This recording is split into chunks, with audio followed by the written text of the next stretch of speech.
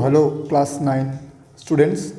तो हम आज chapter 2 introduction to linear polynomial का एक्सरसाइज 2.3 करेंगे, जिसमें टोटल 5 क्वेश्चन है। तो चलिए हम लोग एक्सरसाइज स्टार्ट करते हैं। जो हमारा एक्सरसाइज 2.3 है, उसका जो फर्स्ट क्वेश्चन है यहाँ पर लिखा हुआ है सॉल्व द फॉलोइंग। इनको सॉल्व करना है। A student has ₹500 in her saving bank account. She get 150 every month as a pocket money. तो 150 रुपीज़ मिलता है हर month. How much money will she have at the end of every month from the second month onwards. Find a linear expression to represent the amount she will have in the nth month. तो हमें यहाँ बोला जा रहा है कोई एक student है जिसका इनिशियली 500 रुपीज़ था सेविंग अकाउंट में। ठीक है, हमारा सेविंग अकाउंट में 500 रुपीज़ था। अब एवरी मंथ उसके 500 के साथ 150 रुपीज़ ऐड हो रहा है। ठीक है, तो फर्स्ट मंथ पे 150 ऐड होगा, सेकेंड मंथ पे 150 प्लस 150 होगा, थर्ड मंथ पे हमारा 150 प्लस 150 प्लस 150 होगा। तो ये हमें जनरली दिख रहा है, ठीक है, कि हर मंथ में 150 एंड 150 ऐड होगा। पर यहाँ क्वेश्चन बोला है find a linear expression to represent the amount she will have in nth month. अब first month, second month, third month का निकालना आसान है। अगर हमें बोल दे कि हमें आफ्टर 50 मंथ कितना उसके अकाउंट पे टोटल अमाउंट होगा वो निकालना है, तो वो कैसे निकालेंगे? तो उसी के लिए हमें इसको समझना पड़ेगा। तो हम लिखेंगे यहाँ पर initially student have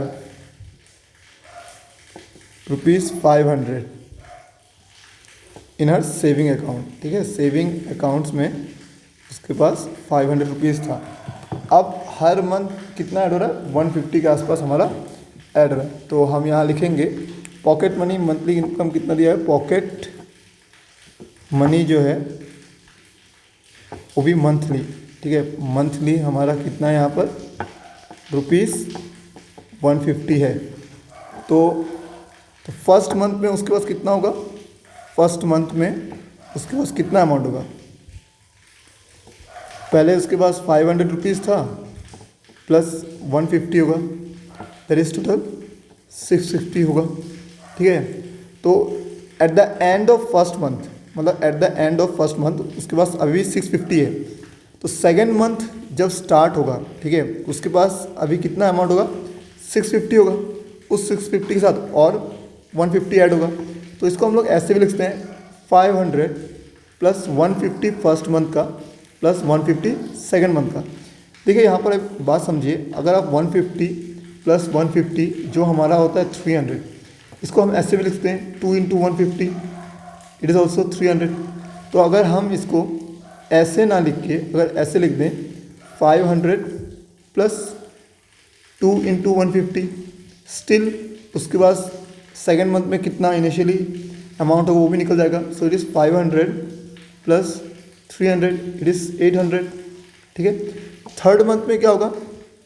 third month पे सिमिलरली हम लिखते हैं 500 प्लस थर्ड मंथ में हम 150 प्लस 150 प्लस 150 ना लिख के सिंपल 3 इंटू 150 कर सकते हैं, क्योंकि जो ये अमाउंट है वो तो चेंज नहीं हो रहा है ना। अगर ये अमाउंट चेंज नहीं हो रहा है तो ये सिंपल हम लोग 3 मंथ के लिए 3 इंटू 150 लिख सकते हैं। तो इसको हम लिखते हैं 3 इंटू 150। सिमिलरली फोर्थ मंथ के लिए क्या होगा? फोर्थ मंथ के लिए भी हमारा ये 500 प्लस 4 इंटू 150 होगा। तो आप अगर यहाँ ध्यान से देखिए तो यहाँ पर 500 जो इनिशियल अमाउंट था वो तो सेम है, 150 हर मंथ में उसको पॉकेट मनी मिल रहा है। ठीक है, वो भी सेम है, बस चेंज क्या हो रहा है? The number of month. ठीक है, नंबर ऑफ मंथ। तो सिंपल हम इसको nth मंथ के लिए, देखिए यहाँ पर लिखा है nth मंथ के लिए जनरल रिप्रेजेंटेशन देना है, लीनियर एक्सप्रेशन। तो फॉर हम इसमें for nth month, nth month में उसके पास क्या होगा? 500 इनिशियली था प्लस 150 मिलना है इनटू कितना number of month? That is n month. So it is n। सो ये हमारा हो गया 500 प्लस 150 n। अगर आप चाहिए तो यहाँ पर 30th मंथ में कितना होगा वो भी निकाल सकते हैं। सिंपल n का वैल्यू हमें क्या लिखना है, n का वैल्यू हमें सिंपल 30 डालना है। बट मैथ्स में रूल है कि ये जो वेरिएबल वाला टर्म है ना वो हम पहले लिखते हैं 150n प्लस 500। तो ये हमारा हो गया लीनियर एक्सप्रेशन, ठीक है, जो जनरल फॉर्म में है। तो ये होगा हमारा फाइनल आंसर। तो इस तरीके से आपको ये क्वेश्चन सॉल्व करना है। तो चलिए हम लोग क्वेश्चन नंबर 2 सॉल्व करते हैं अब। क्वेश्चन नंबर 2 क्या है, a rally starts with 120 members. एक रैली था जिसमें 120 मेंबर्स हैं ना। Each hour 9 members drop out of the group. अब यहाँ ध्यान देना है कि हर आवर के बाद 9% उसमें से ड्रॉप आउट कम हो रहे हैं, ठीक है। How many member will be remain after first 1, 2, 3 hour. तो फर्स्ट, सेकंड, थर्ड आवर के बाद कितने लोग रहेंगे वो बताना है। And find a linear expression to represent the number of member at the end of the nth hour. तो यहाँ पर भी सेम जो अभी प्रीवियस क्वेश्चन किया था इसमें भी ऐसा ही कुछ करना है। तो इनिशियली हमारे पास कितने लोग थे, इनिशियली हमारे पास लोग थे 120। तो हम लिखेंगे so number of members initially हमारे पास कितने थे, सिंपल 120 मेंबर थे। सो अब हर आवर में मेंबर कितने लीव करें वो भी लिखते हैं। So members leaving each hour या एवरी आवर इट इज़ 9।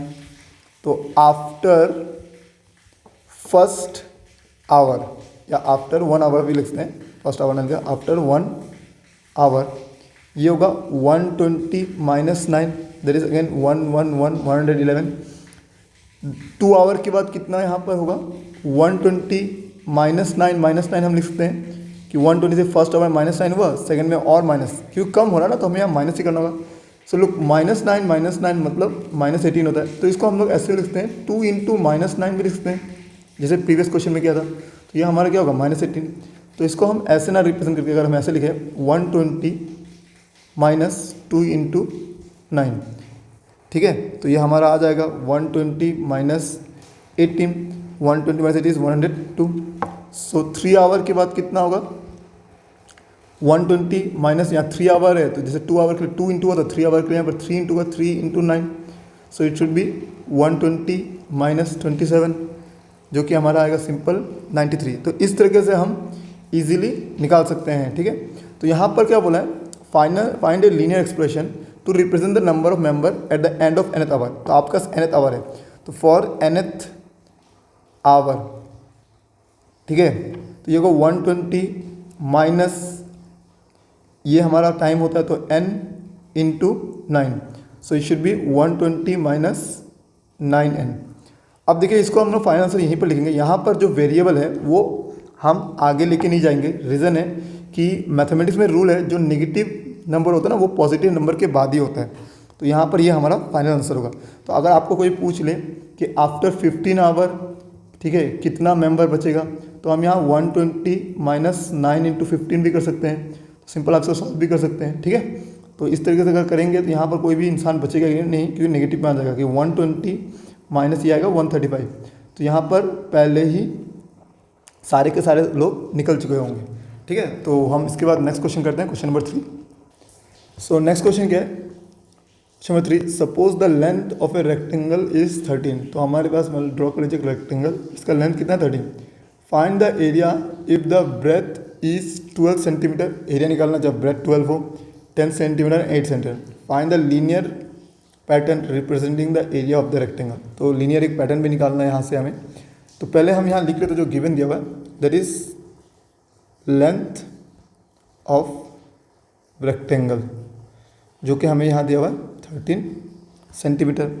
अब हमें क्या मालूम है, एरिया ऑफ रेक्टेंगल क्या होता है, एरिया ऑफ अ रेक्टेंगल ये हमारा होता है सिंपल लेंथ इनटू ब्रेथ,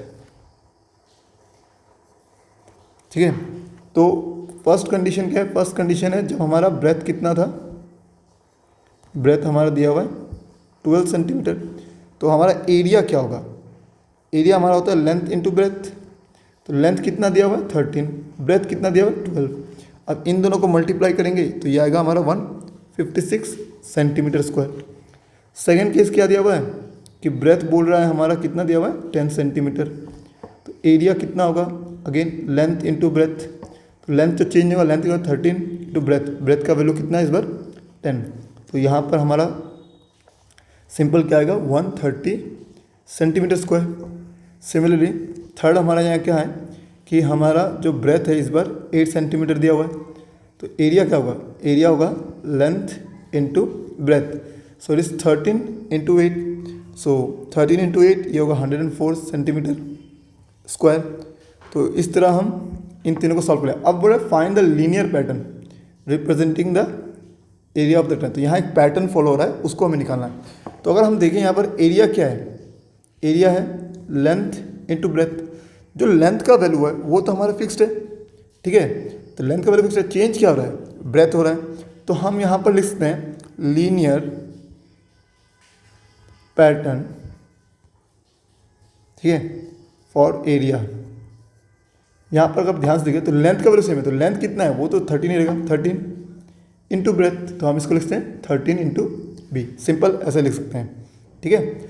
और चाहे तो इसको और एक तरीके से भी सॉल्व कर सकते हैं, जैसे हमारे यहाँ 13 है, देखिए ब्रेथ का वैल्यू है वो हर इसमें चेंज हो रहा है, अगर पैटर्न आप देखिए ध्यान से इसमें भी चेंज हो रहा है, तो उससे ज़्यादा वैल्यू नहीं है, तो यहाँ पर 2 का वैल्यू कम रहा है, तो हम ब्रेथ में यहाँ पर b-2 भी लिख सकते हैं, बट ये मेरे हिसाब से यहाँ गलत होगा लिखना, ठीक है। हमारा बेस्ट ऑप्शन यही होगा कि ब्रेथ अगर नेक्स्ट 7 दे सकता है, 4 दे सकता है, कुछ भी दे सकता है, तो ये नहीं ऑप्शन यूज़ करना है, हमें ये वाला यूज़ करना है। तो चलिए क्वेश्चन नंबर 4 करते हैं अब क्वेश्चन क्या है, suppose the length of a rectangular box is 7 centimetre and breadth is 11 centimetre. तो रेक्टेंगुलर बॉक्स का मतलब होता है क्यूबॉइड, रेक्टेंगुलर बॉक्स का मतलब होता है हमारा सिंपल क्यूबॉइड। तो क्यूबॉइड का यहाँ पर हमें क्या दिया हुआ है, अब हमें लेंथ दिया हुआ है और ब्रेथ दिया हुआ है।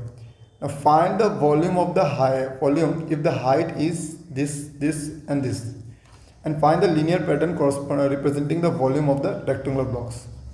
तो इसमें अगेन जो प्रीवियस क्वेश्चन में 3 था वैसा ही कुछ होगा यहाँ पर। तो यहाँ पर हमें पता होना चाहिए कि volume of a rectangular blocks क्या होता है। रेक्टेंगुलर बॉक्स का मतलब ही होता है कीबोर्ड, और कीबोर्ड का फॉर्मूला होता है length into breadth into height.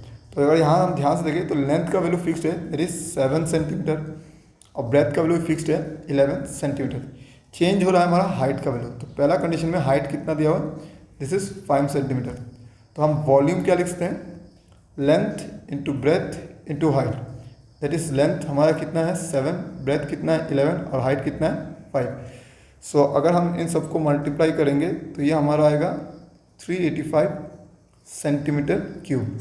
Similarly second case में हमें दिया हुआ है कि हाइट है 9 सेंटीमीटर, तो यहाँ पर हमारा वॉल्यूम हो जाएगा सिंपल, हम लिखते हैं length into breadth into height. तो लेंथ हो गया 7 जो चेंज नहीं हो रहा है, ब्रेथ भी चेंज नहीं हो रहा है, सिर्फ हाइट हमारा यहाँ पर चेंज हो रहा है। तो अगर हम इसे मल्टीप्लाई करेंगे तो ये हमारा आएगा 693 सेंटीमीटर क्यूब। सिमिलरली हमारे पास नेक्स्ट हाइट क्या दिया हुआ है, हाइट दिया हुआ है 13 सेंटीमीटर। तो अगेन वॉल्यूम का मतलब क्या है, length into breadth into height, length and breadth are constant fixed दिया हुआ है यहाँ पर हमें, और हाइट का वैल्यू चेंज हो रहा है, सो इट इज़ 13। तो इसको मल्टीप्लाई करने से हमारा आएगा 77 into 13 should be 1001 centimetre cube. तो यहाँ से हमने इन तीनों का निकाला। अब यहाँ पर एक लीनियर पैटर्न में निकालना है। तो अगर आप ध्यान से देखिए वॉल्यूम में लेंथ एंड ब्रेथ तो कांस्टेंट, बस हाइट चेंज हो रहा है। तो यहाँ पर हम लिखेंगे linear pattern for volume, linear pattern for volume of rectangular box. तो यहाँ length into breadth into height, तो लेंथ का वैल्यू यहाँ पर हमारा सेम है, तो लेंथ का वैल्यू क्या है 7 इंटू 11 इंटू हाइट, तो इट इज 77 एच। तो ये हमारा फाइनल आंसर हो जाएगा, ये हमारा लीनियर पैटर्न है। तो चलिए इस एक्सरसाइज के लास्ट क्वेश्चन करते हैं। अब क्वेश्चन क्या है, Sarita is reading a book of 500 page, she reads 20 page every day, how many pages will be left after 15 day, express this is a linear pattern. तो यहाँ पर सरिता के पास एक बुक है जिसमें 500 पेजेस है। सो टोटल पेजेस है 500, हर रोज़ कितना पेज पढ़ती है, पेजेस रीड पर डे, ये हमारा हो जाएगा सिंपल 20 पेजेस वो हर रोज़ पढ़ती है। तो हमें मालूम होगा 20 पेजेस हर रोज़ पढ़ती है, तो 15 डे के लिए कितना होगा, 15 इंटू 20। सो हम लिखेंगे पेजेस रीड इन 15 डेज। ये सिंपल हमारा क्या होगा यहाँ पर 20 इंटू 15 दैट इज़ 300 पेजेस वो 15 दिन में पढ़ती है। तो यहाँ पे जो how many pages left after 15 day, तो वो निकालेंगे। सो पेजेस लेफ्ट आफ्टर 15 डेज के बाद होगा टोटल पेज था 500 माइनस 300, तो इट इज़ 200। तो ये हमारा हो गया आफ्टर 15 डेज हमारे पास 15 पेजेस 15 डेज के बाद 200 पेजेस लेफ्ट रहेगा। अब इसमें यहाँ बोल रहा है लीनियर पैटर्न भी लिखना है, तो यहाँ पर इसका लीनियर पैटर्न क्या बताइए, लीनियर पैटर्न में होगा हमारा सिंपल, यहाँ पर टोटल नंबर पेज तो रहेगा fixed 500 minus pages per day जितना वो पढ़ रही थी दैट इज 20 रहेगा, इनटू क्या होगा पर डे, हर रोज वो कितना पढ़ रही है, तो पर डे को हम लोग n लेते हैं। तो यहाँ लिख लीजिए लेट नंबर ऑफ डेज, इसको हम लोग n मान लेते हैं। तो ये होगा 500 माइनस 20n, सिंपल ये हमारा लीनियर पैटर्न हो जाएगा। यहाँ पर बस आपको n का वैल्यू पुट करना है, आप निकाल सकते हैं कि कितना pages after how many days रह गया है। ठीक है, तो इस तरीके से ये एक्सरसाइज फिनिश हो गया और ये एक्सरसाइज काफ़ी आसान भी था, लेकिन आपको थोड़ा ध्यान देना है, इस बार का पैटर्न थोड़ा चेंज है। जो एनसीईआरटी ने बुक निकाला है उसमें थोड़ा क्वेश्चंस आपको सोच समझ के करना है, सिर्फ रटना नहीं है, रटने से दिक्कत हो सकता है। Okay, thank you. अगर आपको इस तरह क्वेश्चन समझ में आया होगा तो आप अपने दोस्तों के साथ भी शेयर कर सकते हैं।